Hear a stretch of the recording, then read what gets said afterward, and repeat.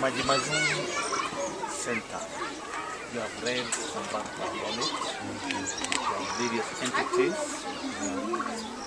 And this is like the epicenter of the growth.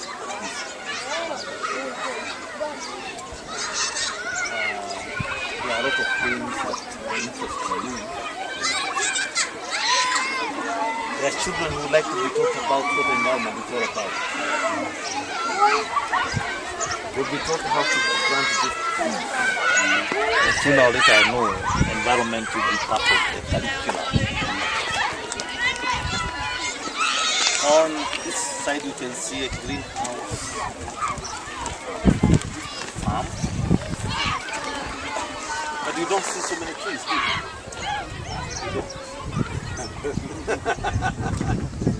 What are we going to do? Batteries that are used, spotlights. And there are so many because our community here have over 100 people. So we try to think in terms of maybe having a container, but what are you going to do with that container when it is full? Yes. He has the answer. He'll tell you all the time. Okay. Yeah, in fact, today...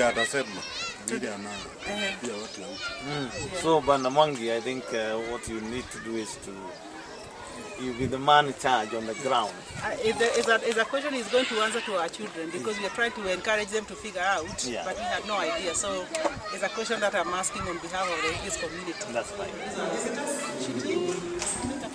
And we met last time when I was here on the 29th.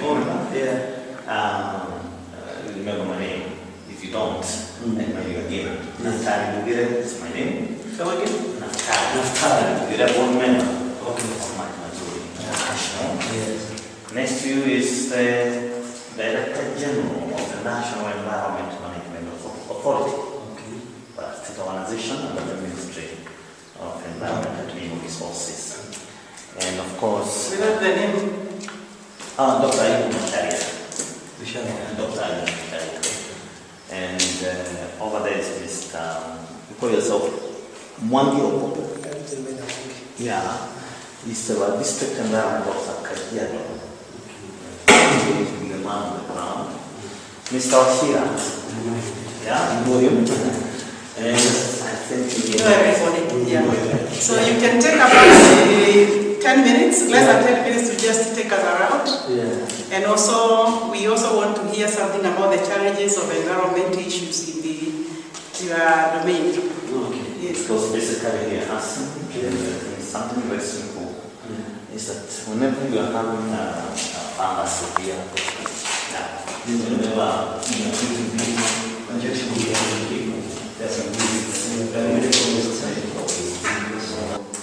the community.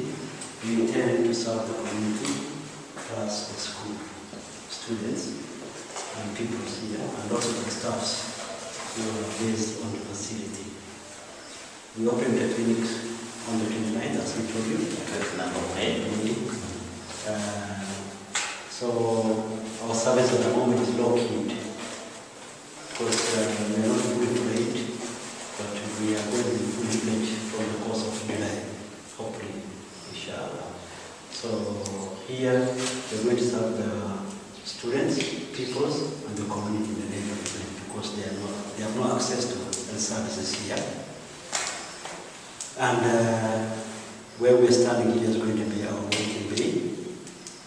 And the community who come, the students who come here are going to be registered and filtered here by a clerk who will again release them after the registration. Also, we intend to keep also that education services because we're going to do management of disease, which is comprehensive. We are going to do promotive, preventive, and also management of illness at our level. Those that we cannot be able to control at this level, we're going to prefer them to specialized facilities in Nairobi or in Kiserian or anywhere else. So we're going to start the population here. From here, they're going to be sent to me. Houses. Yeah. This one being the first one. We have cabbages here. Which is an F1 cabbage. And then we have tomatoes here. This one is called Anna, the variety. Yeah, this one is and then in the other two houses, we have another variety of tomatoes called Eden, but not to be tied, just lay low. Oh, okay. Yeah. They are almost due, as you can see, they are fruity. And most of them have flowers. That will be maybe in the next maybe 3 weeks. And These ones that are flowering? Yeah, they are flowering. They are flowering. These ones will be ready in 3 weeks? No, already we have some with fruits. You can see the some with fruits. These ones the ones that will be That with fruits. That's the one that will be And here also we are trying to expose this community into greenhouses because it's a very poor area. In terms of economics, so we thought that this kind of a project would introduce and have an impact on the surrounding community. And most of the children that you meet here are from this area, and considering that they are Maasai, They are not farmers. yeah, they are not farmers.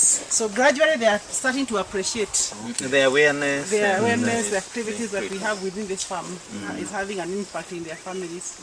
Yeah, again they have started to settle. When we started the water here, we introduced a place where their cows can consume the water. So with that we have seen a lot of families now settling and even expanding on their gardens. Yeah. Instead of being always on the move. There are guys who are Some of the sections we have crops that are on fire. Some of them we have seen like onions continue to do very well. We have them in places. This weekly is something that is consistent to do all the year. So then we have left a piece of land there so we can be able to harvest our hay. That's the one that will be supplied to the staff. And eventually we want to pack it into cans so that we can sell to everybody. Yeah, actually I heard When we pack it to this area, there are no even a tree. So now eventually we want to introduce more of that.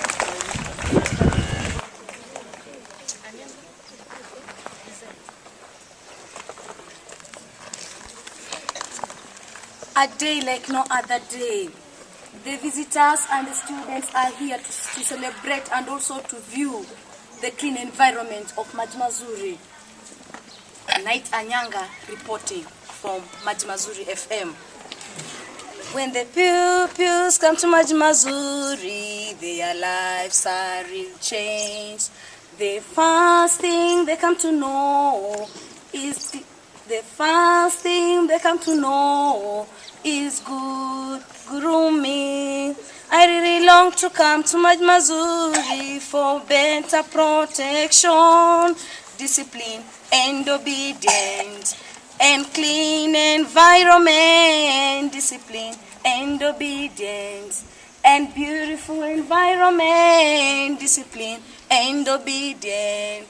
That's all about Maji Mazuri. If you notice any failure as a parent, just come to Maji Mazuri and you'll find the answer. If you notice any failure as a teacher, just come to Maji Mazuri and you'll find the answer. I really long to come to Maji Mazuri for better protection, discipline and obedience, and clean environment, discipline and obedience, and clean. We are taught by history and archaeology that most of our land, even where we are, could have been forested many years ago.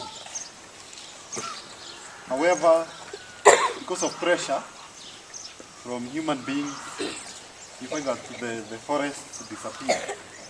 And now human beings have come to realization that through science, it is proved that without a clean and healthy environment, we cannot get food, we cannot get water, and if you don't have the two, then you don't have a society, because every day you have to drink, you have to eat. And that is why our government has taken environment to that higher level, that it is the fourth sentence in our constitution. And then if you follow the constitution, one of the other sections is, there is an article number 42 of the constitution. You know the constitution is numbered. So 42 talks about the right to every Kenyan to a clean and healthy environment. How do we define a clean environment?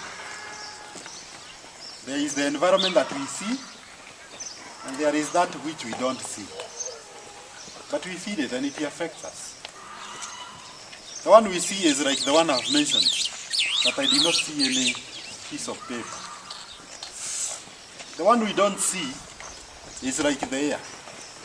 The air. And every other time we are breathing in and out. If you take your time and blow your nose, I know you get cold and you keep blowing your nose. If you blow your nose in Nairobi, you'll be surprised with what will come out. Your handkerchief, if you have a white handkerchief, it becomes black. If you do the same in another city, in another country, like you do it in Europe, for example. I've done this experiment myself. Blowing my nose in Nairobi, blowing it in Europe, especially in Germany. You find that if you blow it there, you don't get it as black as here. What does that tell you? It tells you that our environment is dirty. Our air is dirty. And this, when it is black, what is happening inside your system, inside your respiratory system? It is the same story. Kwa hivyo mazingira yetu si mazuri. Na kwa hivyo ninafurahi sana kuona ya kwamba shule hii mumeamua kuhakikisha ya kwamba mambo ya mazingira munaangalia kwa kina kidogo. Sijui kama hapa kuna environment club. Kunayo? There is. That is a club I would encourage everybody to be involved in. What surprised me when I came to this school is there is a lot to learn about the environment. Tukija hapo kwa gate, mnakuta kuna hospitali. Pengine mnaweza uliza daktari, ni magonjwa gani ambayo anatibu kila wakati. Ukimwongelesha pengine atakwambia yale magonjwa yako katika hii area ni magonjwa ambayo inatokana na mazingira baya. Kama pengine watu wanaumwa na tumbo, wanahara, wanatapika, na hiyo ni maneno ya mazingira. Maji ambayo si safi. Then coming inside the school, you find that there is a farm there. You find that farm, if we had a good environment, we would be farming a lot of food. But now we can't, because we don't have adequate water. Our soil is not fertile. Then we look around, there are not many trees. We still have spaces where we can plant trees. Serikali yetu tukufu. Ndio tukiongea mambo ya serikali, naweza fikiria ni serikali ile iko Nairobi. Ni kweli iko Nairobi kwa sababu huko ndio headquarters. Lakini serikali hata iko huku kweli. Kwa sababu ile mnafunzwa hapa ni yale mambo ambayo serikali imepitisha mfunzo. Serikali imetuambia hivi ya kwamba katika katiba yetu tumepitisha ya kwamba Kenya tunataka 10% forest cover. Na serikali imecalculate hii 10% ni kitu gani? Ni miti kama miangapi ambayo itatengeneza 10% of our country. Na imeona ya kwamba these trees amount to 7.6 billion trees. 7.6 billion. Hiyo ni mingi ama ni kidogo? Yeah, ni mingi sana. Lakini ukiangalia kulingana na population yetu ya Kenya, how many are we in Kenya? 40 million. Yeah, ile sasa imeisha juzi ya 2009. Tulifika ngapi? Yeah? Are we 45? Really? Yeah? What is our population? The correct figure. Yeah? So we are 38 million. 38 million, and you look at that figure, if you divide by 7.6 billion, you say that we need about 200 million. If you divide by 38 million plus the number of the months in a year, you find that per year you are supposed to plant, each person is supposed to plant at least 10 trees per year. I don't know how many of you have planted 2 trees this year. 2. How many have planted 2? By a show of hands. How many have planted 2? Just be honest. Eh? So we have a few. How many have planted 1? Just 1. This year. Thank you very much. So I can see you have planted 1. But for us to be able to reach the 7.6 billion by 2020, by 2030, when we have our vision coming to an end, we need to plant 10 trees per year. Each person. And that is, if you have a younger sister who did not plant, you have to plant for them. Sasa, si mnaona walimu wenu wamezeeka kidogo? Kidogo, sio sana. Kidogo. Ni wako over 18. Kwa hivyo wameendelea kidogo, si ndio? Sana. Wengine wako over 40. So what we are saying is that the government has simplified the number of trees that we need. But you find that a tree, like those who belong to environmental club, you can be able to at least come up with a tree nursery. I see you are forced. You just decide that now that you know by 2030 we need to plant 10 trees each. This school will be very serious about it, and you have taken it as a requirement, as an obligation for yourself.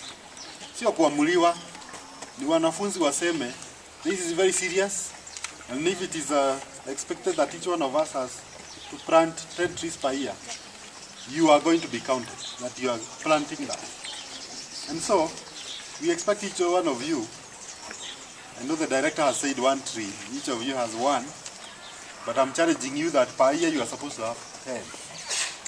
So I don't know what you are going to do now, because you are below the expectation. So we need more trees from you, because we are the government, and we don't want to say that the government did not plant the trees, because the government has thrown that responsibility to us. So may each one of you take that initiative by the government seriously and make sure that you plant 10 trees per year. Ask your parents whether they have also planted 10. Ask your brothers and sisters whether each one of them has planted 10. And help this country to move towards 10% tree cover by 2030. Now, let me mention something about NEMA and about the environment in general.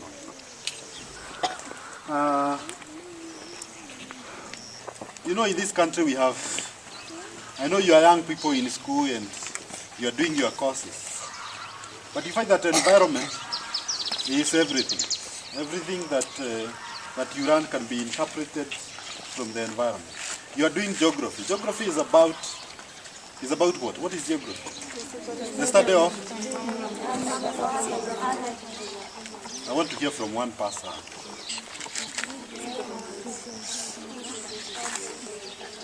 Study of? The study of art as a home of man.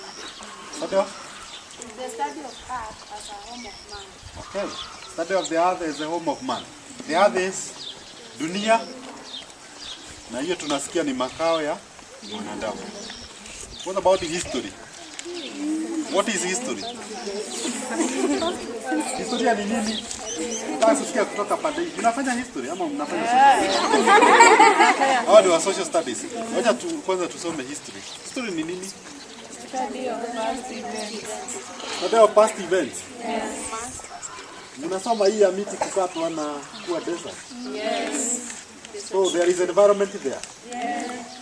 What about mathematics? What is it? Mathematics is One person. One person. What is mathematics? One Yeah. person, put your hand up. Nani huyo? Ama niulize hawa. Mathematics ni nini? Ama mnaita math? Yeah? Yes, kijana. Yeah? Hesabu ni nini? Ndio mnasoma. Mnaambiwa ni nini hiyo? Yeah? Mathematics ni nini? Yeah? Mathematics ni kuambiwa cheza na namba hii na hii. Ndio? Unaambiwa hii ni 5 cm na hii ni 4 and then this one is 2. Then unaambiwa cheza na hizo numbers uniambie hii area ni gani. Na kwa hivyo why am asking you about that?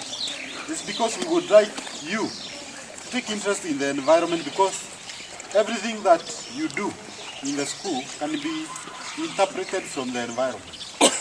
And so I would like you to take interest in the environment. Even when you are playing with the numbers, just look at the number of doors in the school, number of trees in the school, number of leaves in the trees in the school. As you move from simple to the most difficult, okay? Because that will help you also to develop your skills, okay? And so, the environment is our life, it is our heritage, and we need to make sure that we mainstream it in everything that we do. Now, I don't want you to stop learning about the environment when you live here. I want to tell you, even in career development, those courses that will survive, those are the courses that are surviving now in the university, are those that are in environment. Okay? Because you have heard about NEMA. Have you heard about NEMA? Yes. The National Environment Management Authority? Yes. What do we do? What do we do? I haven't heard from that college. Hapa nimesikia. Hapo NEMA inafanya kazi gani? Si mlisikia nimekuja hapa? Mlifikiria nimetoka wapi na nafanya nini? Yeah? What does NEMA do? Yes? They conserve and manage the environment. Yes, we manage the environment. Why I'm saying this is because of these young people. When you are doing your career choices, the careers in the environment are so many. Even for young people like this one. Like now, I have just talked of one point. We need 7.6 billion trees. Where will they come from? So it means that you, if you want to get your school fees, you can start a tree nursery at home. I hope there are many discorers here. We have discorers here? Yes. Okay, so you can start your tree nursery at home, and then those trees, you just need to tell the neighbors that I have the trees. When they are mature, you sell them, isn't it? You sell them to your neighbors. If you have, your parents have a farm, you can tell them, let us plant trees, because the trees can be, can provide us with firewood. You can sell to the people, and you can get trees for construction and other uses, including burning of charcoal, if it is tree that you have grown in your farm. Okay? If it is tree that you have cut, you can cut and plant again, you can provide charcoal. And so you see there are many opportunities in environment. When we come to studies, we have heard that NEMA manages the environment. One way to manage the environment is NEMA requires that facilities like this, they must report about the status of the environment in this place. How do you manage your waste? That is solid waste, water, and other things. What about energy? Where do you get your energy from? Who will do that? The learned people. These ones who have gone past secondary school. And so you find that if you think critically, there are a lot of opportunities in environment. And that is why today when I was coming, nimewaletea some few materials. Zile ziko pale. Ili musome mengi kuhusu mambo ya mazingira. I know you may say, lakini unaona huko ni mbali. When I was a student like you, all of you, because there was a day I was like this young one. But I remember very well when I was like you in secondary school, one woman, an old woman, she's now dead. She came and told me when I didn't have hope because the schooling had delayed for long, you know. And she came and told me that there is no crop that remains in the farm forever. One day it has to be harvested, isn't it? There is no crop that remains in the farm forever. If it is maize, when you plant it, si lazima itakuwa alafu inatolewa, si ndio? My message to you is the same. That this is your season to be in the farm. Sasa unaundwa na wale walimu unaona pale. Wanawaunda. Hata siku moja wao walikuwa wanaundwa tu. Yeah? Mwalimu anakuja anakuambia hivi, anakuambia vile, anakuambia ingine. Yeah? Ninyi mko na bahati mmeletewa director wa NEMA na wazungumzie. Lagu ni kusema ya kwamba mjue ya kwamba hakuna crop ambayo inakaa kwa shamba forever. Even you will not be here forever. One day you will leave this place. But how will you leave that gate? You must live there with something. Of course you will live with one thing, your story. But what kind of a story? I want you to leave this school with a story that tree, I took care of it. The second story is, the teachers came and taught me, and this is a good product from that school. The other one is, there was one person who came and told us about the environment, and I want to venture into an environmental career. So those are the kind of stories that we want to hear, because you cannot track a story.